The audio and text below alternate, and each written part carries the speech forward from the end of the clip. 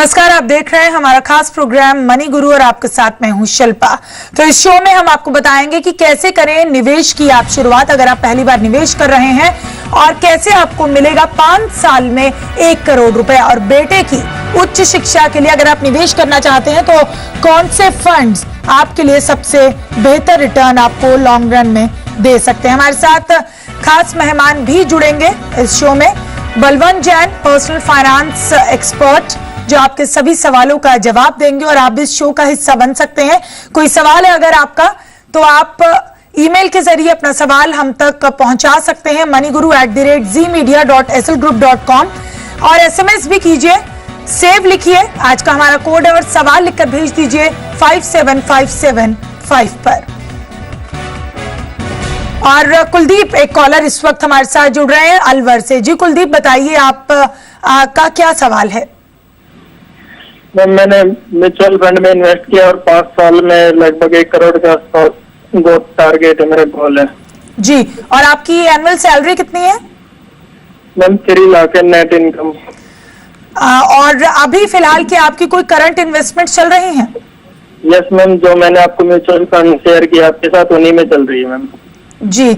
हम अपने खास मेहमान का रुख करेंगे और बलवंत जी, आपसे जानना चाहेंगे कि अभी इनके पोर्टफोलियो में किसी तरीके की कोई बदलाव की जरूरत आपको लगती है? आपको लगता है कि इसी पोर्टफोलियो से ये अपना टारगेट अचीव कर सकते हैं?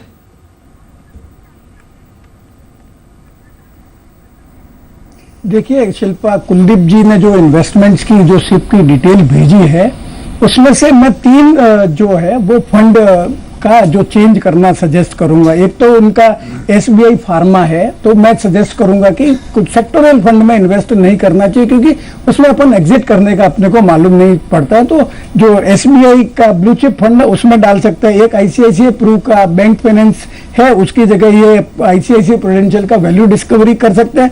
और एक कैनरा रोबेको फंड है जो बराबर परफॉर्म नहीं कर रहा है। तो मैंने जो ये 2 फंड सजेस्ट किए, और इनके अलावा जो बाकी इनके इतने सारे फंड है उसमें से किसी में भी शिफ्ट कर सकते हैं। मैं कुलदीप जी को बधाई देना चाहूंगा कि 25,000 की इनकम में ये 17,500 रुपया पर मंथ सेव कर सकते हैं। बहुत बढ़िया सेविंग का रेशियो है। जहां तक 5 साल में 1 करोड़ रुपया इकट्ठे करने का सवाल है, 15% मैं प्रिज्यूम करता हूं आपको इक्विटी रिटर्न देगी, तो आपको कुल मिला के 15.5 लाख के आसपास सेव हो सकता है। अगर आपको 1 करोड़ रुपया एग्जिस्टिंग पर मंथ 17,500 के इन्वेस्टमेंट पे चाहिए तो आपको कम से कम 14 या 15 साल लगेगा, उसके पहले आपको हो नहीं सकता है। जी बलवंत जी, बताइए कि ICICI Pru bank and finance से निकलकर इनको आप क्या सजेशन देंगे, सबसे बेहतरीन रहेगा इनके लिए?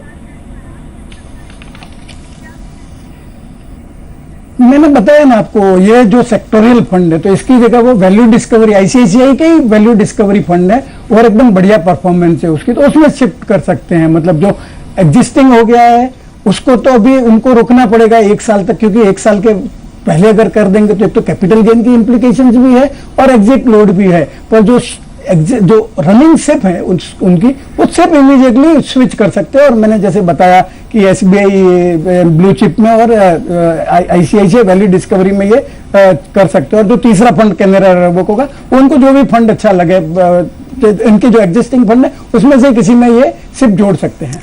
जी, आप बने रहिए हमारे साथ। एक और कॉलर हमारे साथ है रविराज, 31 साल इनकी उम्र है और ये इन्वेस्टमेंट के बारे में क्या जानना चाहते हैं, इन्हीं से पूछते हैं। जी रविराज, क्या सवाल है आपका? हाय, मेरा सवाल है कि अभी मेरे मॉम डैड ने 2 लाख की एफडी मैच्योर हुई है जो की थी, तो मैं उनके नाम पे एक लमसम अमाउंट डालना चाहता हूँ एनी म्यूचुअल फंड में, क्योंकि एफडी के रेट तो है नहीं अभी ज्यादा, तो इसीलिए मैंने सोचा है कि वो 2 लाख लमसम अमाउंट इन्वेस्ट करूं। तो ये मेरा फर्स्ट क्वेश्चन है जी। बलवंत जी, इन्हें क्या राय देंगे? 2-3 साल के लिए लो रिस्क म्यूचुअल फंड के बारे में ये जानना चाहते हैं, क्या सलाह?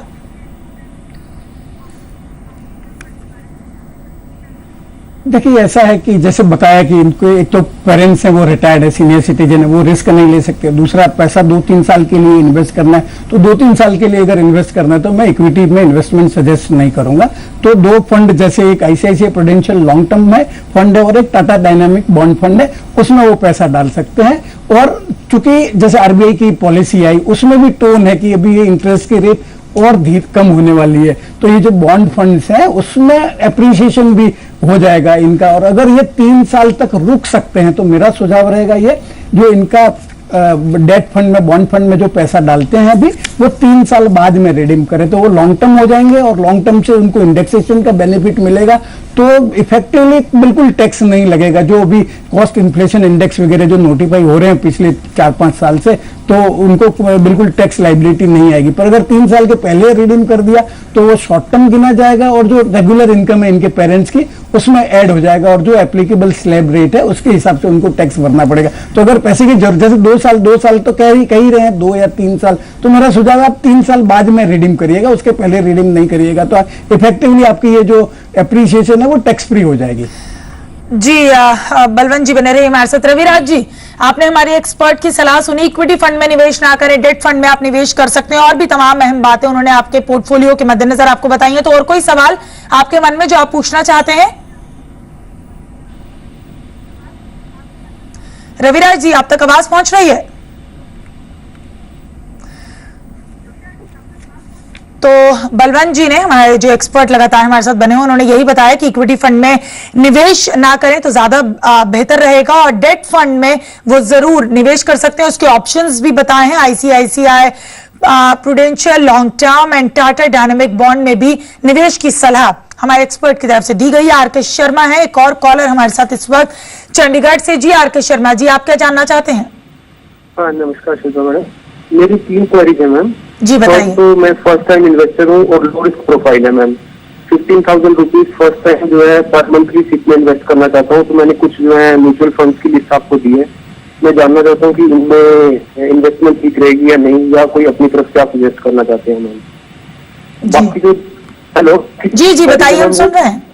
हाँ जी, बाकी जो 2 क्वेरीज है वो बहुत इंपॉर्टेंट है और वो बहुत कम ही आपके प्रोग्राम में कवर होती है, इसलिए मैं वो जानना चाहता हूँ कि रेगुलर प्लान और डायरेक्ट प्लान में इन्वेस्ट में क्या डिफरेंस है, और लॉन्ग टर्म में इनकी नैव में कितना डिफरेंस रहेगा। अगर मैं 15,000 रुपए 23 साल के लिए लगातार इन्वेस्टमेंट करता रहूं तो फाइनल मैच्योरिटी अमाउंट में कितना डिफरेंस होगा जी, और क्या रेगुलर प्लान से डायरेक्ट प्लान में शिफ्ट कर सकते हैं क्या?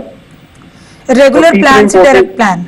हाँ जी हाँ जी। तीसरी जो चीज है वो बहुत ही इंपॉर्टेंट है मेरे लिए, क्योंकि मैं फर्स्ट टाइम इन्वेस्टर हूँ, कि मेरे को ये कैसे पता लगेगा कि एक फाइनेंशियल एडवाइजर अच्छा कौन है, मैं कैसे एक अच्छे फाइनेंशियल एडवाइजर का चुनाव करूं, और क्या चीजें हैं जो मुझे देखनी चाहिए कि ये एडवाइजर जो है अच्छा है, और वो जो मेरे को गाइडेंस दे रहा है वो उसके पर्सनल इंटरेस्ट अफेक्टेड नहीं है। जी आर के शर्मा जी, आप बने रहिए हमारे साथ। तो आप चूंकि पहली बार निवेश कर रहे हैं तो बहुत से कंफ्यूजन, बहुत से सवाल हैं आपके मन में, कोशिश करेंगे अपने एक्सपर्ट से हम सभी के जवाब जाने। बलवंत जी, निवेश की शुरुआत कैसे कर सकते हैं, और उम्र जो है उन्होंने अपनी 37 साल बताई है, इस पर क्या राय देंगे?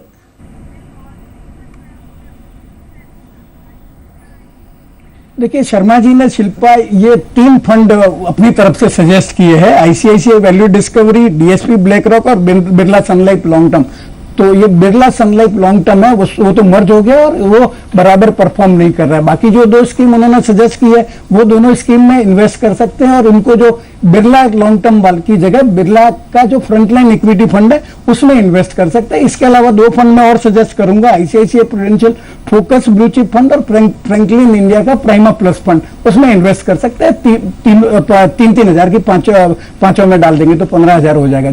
जहां तक इनका दूसरा प्रश्न है, जो डिफरेंस है डायरेक्ट प्लान और रेगुलर प्लान में, देखिए ऐसा है कि डायरेक्ट प्लान में जो इन्वेस्टर है वो डायरेक्ट म्यूचुअल फंड हाउस के पास जाता है और डायरेक्ट इन्वेस्ट करता है, उसमें जो ब्रोकर या जो डिस्ट्रीब्यूटर बोलते हैं वो उसका इन्वॉल्वमेंट नहीं होता। तो सेबी ने जनवरी 2013 में मैंडेट दिया सब म्यूचुअल फंड हाउस को कि आप डायरेक्ट प्लान इंट्रोड्यूस कीजिए, और सेबी के मैंडेट के हिसाब से जो कमीशन जाता है और जो डिस्ट्रीब्यूशन के एक्सपेंसेस है वो डायरेक्ट प्लान में डेबिट नहीं होते हैं। तो ओवर द पीरियड जो है डायरेक्ट प्लान में रिटर्न ज्यादा आता है। अब शर्मा जी ने पूछा है एग्जैक्ट कि मैं इतने साल तक इन्वेस्ट करूंगा, मुझे कितना फर्क रहेगा, तो एग्जैक्ट फर्क क्वांटिफाई करके बताना एकदम मुश्किल है, क्योंकि जो फंड, हर एक फंड हाउस का जो एक्सपेंस रेशियो का जो डिफरेंस है बिटवीन रेगुलर और डायरेक्ट अलग अलग है, पर ऑन एन एवरेज आपका 1% का फर्क पड़ता है अगर आप डायरेक्ट में डालते हैं या रेगुलर में डालते हैं। और एक बात और ध्यान रखिए, ये वन टाइम डिफरेंस नहीं है, ये ईयर आफ्टर ईयर डिफरेंस है, तो आपका 1% हर साल बचेगा और वो भी आपका कॉर्पस जैसे जैसे बढ़ता जाएगा तो आपको उस पर 1% का सेविंग हो जाएगा। तो अगर आप खुद मैनेज कर सकते हैं, आइडेंटिफाई कर सकते हैं कि किस फंड में डालना, और आजकल तो आप जो एजुकेशन है वो भी ऑनलाइन कर सकते हैं, तो मेरा सुझाव है आप डायरेक्ट प्लान में करिए और रेगुलरली आप उसको मॉनिटर करते रहिए, जिससे आपको मालूम पड़े कि आपका फंड कैसे परफॉर्म कर रहा है। तीसरा प्रश्न जो शर्मा जी का कि मैं जो इन्वेस्टमेंट एडवाइजर है वो कैसे चूज करूं, तो सबसे बड़ा तो जो पैमाना है ये जज करने का कि उसका जो कॉन्फ्लिक्ट ऑफ इंटरेस्ट नहीं होना चाहिए। मतलब एक उदाहरण दूं मैं आपको कि अगर आप किसी से राय लेते हैं और वो बोले कि लो मैं आपको ये एग्जीक्यूट भी करके दे देता हूं, तो उसमें भले वो खुद करे एग्जीक्यूट या और किसी का नाम रिकमेंड करे, उसका मतलब है उसका वेस्टेड इंटरेस्ट रहेगा कि आप क्या चीज खरीदते हो और उससे उसको डायरेक्टली या इनडायरेक्टली कमाई मिलेगी। अगर कोई एडवाइजर आपको डायरेक्ट प्लान सजेस्ट करता है और डायरेक्ट प्लान सजेस्ट करता है मतलब क्लियर बात है कि उसको उस पर कोई पैसा नहीं मिल रहा है और वो उसकी अपनी फीस चार्ज कर रहा है, तो आप ऐसे एडवाइजर के पास में जा सकते हैं। इसके अलावा जो नॉलेजेबल होना चाहिए, इंटेलिजेंट भी होना चाहिए, तो उसका जो रीडिंग है इकोनॉमी का, जो इकोनॉमिक इवेंट्स है वो बराबर होना चाहिए, जिससे आपको ये सजेस्ट कर पाएगा कोई फंड कैसे चेंज करना है या आपको सिप बढ़ानी है, सिप कम करनी है, वो आपको मालूम पड़ जाएगा। और सबसे बड़ा क्राइटेरिया है कि जैसे आपने फीस दे दिया अपने इन्वेस्टमेंट एडवाइजर को, उसका पीरियडिक और आप उसमें एक रिकमेंडेशन दे दिया कि आप ये फला फंड में इन्वेस्ट करिए, परंतु उसका फर्ज बनता है पीरियडिकली एटलीस्ट मैं तो सुझाव दूंगा कि कम से कम 6 महीने में एक बार आपका जो इन्वेस्टमेंट है उसकी परफॉर्मेंस की रिव्यू वो करे। 6 महीने में नहीं करे तो कम से कम 1 साल में तो उसको फंड, आपके जो फंड की परफॉर्मेंस है वो रिव्यू करनी चाहिए, नहीं तो फिर वो आप जो उसको फीस देते हैं वो जस्टिफिकेशन नहीं होता। तो ये ब्रॉडली 3 क्राइटेरिया है, वो आप लगा सकते हैं कि आप कैसा इन्वेस्टमेंट एडवाइजर चूज करें। पर सबसे इंपॉर्टेंट है कि कॉन्फ्लिक्ट ऑफ इंटरेस्ट नहीं होना चाहिए।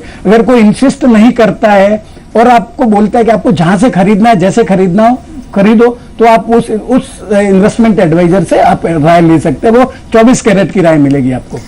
तो अच्छा फाइनेंशियल एडवाइजर आपको कैसे मिलेगा, इसका जवाब तो आपको मिल गया होगा। और रही बात किस तरीके से आप निवेश की शुरुआत कर सकते हैं, तो तमाम ऑप्शंस हमारे एक्सपर्ट की तरफ से आपको दिए गए हैं। मसलन डीएसपी माइक्रो की बात कही गई, आईसीआईसीआई वैल्यू डिस्कवरी फंड में भी आप निवेश कर सकते हैं, लेकिन किन फंड से आपको बचना चाहिए ये भी आपको बताया गया है। और इक्विटी फंड में निवेश करना आपके लिए बहुत ही ज्यादा फायदेमंद रहेगा। आप हमारे साथ बलवंत जी बने रहिए, हमें यहाँ रुकना होगा एक छोटे से ब्रेक के लिए। कॉलर्स का सिलसिला भी लगातार जारी, और अगर आप भी इस शो में अपना सवाल भेजना चाहते हैं तो ईमेल कीजिए moneyGuru@zmedia.slgroup.com और एसएमएस के जरिए भी सेव लिखिए, सवाल लिखकर भेज दीजिए 57575 पर।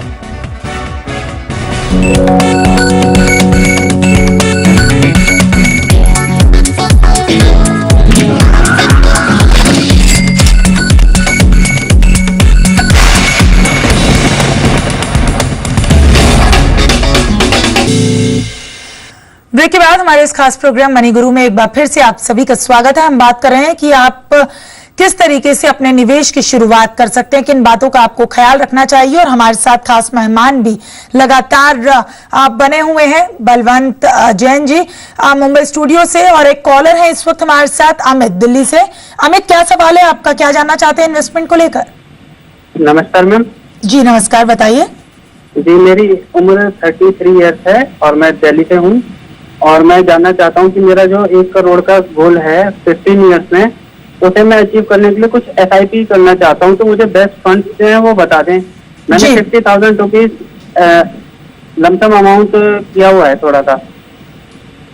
जी, और किस कौन कौन सा निवेश आपने किया हुआ है, किस म्यूचुअल फंड में निवेश किया है ये भी बताइए।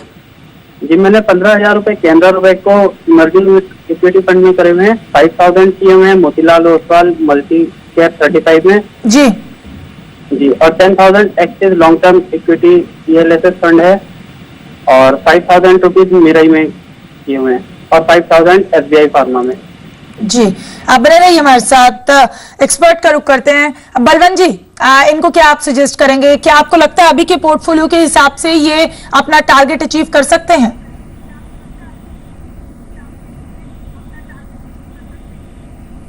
नहीं, अभी तो इनका जैसे मेरे पास में जो डिटेल है अमित जी की, उसमें तो इनका सिर्फ कुल मिला के 35,000 का ही इन्वेस्टमेंट है। तो अगर 35,000 की जो वैल्यू है 20 साल बाद में वो 5,75,000 हो जाएगी। पर इनकी बात से लग रहा है कि ये और इन्वेस्ट करना चाहते हैं। जहां तक सवाल जो इनका एग्जिस्टिंग इन्वेस्टमेंट है, जैसे मैंने पिछले प्रश्न के जवाब में बताया, SBI फार्मा है, वो अपना सेक्टोरियल फंड है, तो उसकी जगह ये शिफ्ट कर सकते हैं। SBI का जो ब्लू चिप फंड है, कैनरा रेबो को अच्छा परफॉर्म नहीं कर रहा है, तो उसकी जगह ICICI का वैल्यू डिस्कवरी फंड है, उसके अंदर डाल सकते हैं। मोतीलाल ओसवाल का जो 35 मिड कैप है, वो बहुत ज्यादा हिस्ट्री नहीं है और कोई इतना ज्यादा अच्छा परफॉर्म भी नहीं कर रहा है, तो मेरा सुझाव रहेगा कि दूसरा एस्टेब्लिश्ड फंड है UTI मिड कैप फंड, उसमें डाल सकते हैं। जैसे उनको 1 करोड़ रुपया इकट्ठा करना है, तो अगर 17,500 रुपया पर मंथ, जैसे पिछले प्रश्न के जवाब में बताया, 17,500 अगर पर मंथ इन्वेस्ट कर सकते हो और अपन 15% की रिटर्न अज्यूम करें, तो 14.5-15 साल में इनका हो जाएगा। किस फंड में इन्वेस्ट करना चाहिए तो मैं बताना चाहूंगा। ICICI प्रूडेंशियल का जैसे वैल्यू डिस्कवरी फंड है, बिरला सन लाइफ का फ्रंटलाइन इक्विटी फंड है, फ्रैंकलिन टेम्पल्टन का प्राइमा प्लस फंड है, ये फंड है, UTI का मिड कैप फंड है। इन फंड में वो इन्वेस्ट कर सकते हैं, जो 17,500 की मैं जैसे बहुत सजेस्ट कर रहा हूँ। अगर ये उनकी 30,000 की सैलरी में कर पा रहे हैं तो 14,000 साल में इनको 1 करोड़ रुपया इकट्ठा हो जाएगा। पर एक बात मैं बताना चाहूंगा अमित जी की, जो 1 करोड़ रुपया है वो 20 साल बाद का है, आज का वैल्यू नहीं है। आज का वैल्यू आप निकलवाएंगे तो वो करीब 3 लाख के आसपास ही आएगा। तो वो आप देख लीजिएगा कि आपको आज के हिसाब से भविष्य में कितना चाहिए। तो भविष्य में आपको कितना चाहिए, यही टारगेट लेके अगर आप अपने निवेश की शुरुआत करते हैं या अपने पोर्टफोलियो में कोई बदलाव करते हैं, तभी आपको ज्यादा फायदा होगा। बलवंत जी, बहुत शुक्रिया दर्शकों के तमाम सवालों के आपने जवाब दिए और टिप्स खासकर हमारे दर्शकों को बताई जो फर्स्ट टाइम इन्वेस्टर हैं, इन सभी के लिए बहुत शुक्रिया। तो फिलहाल हमारे इस खास शो मनी गुरु में इतना ही, लेकिन चलते चलते हम आपको एक बार फिर बता दें, शो का हिस्सा बन सकते हैं, अपना सवाल हम तक पहुंचा सकते हैं। ईमेल कीजिए अपना सवाल moneyguru@zmedia.slgroup.com और SMS के जरिए सवाल आप हमें भेज सकते हैं। सेव लिखिए और सवाल लिखकर भेज दीजिए 57575 पर। तो फिलहाल मनी गुरु में इतना ही, दीजिए इजाजत। ब्रेक के बाद भी खबरें लगातार जारी हैं। नमस्कार।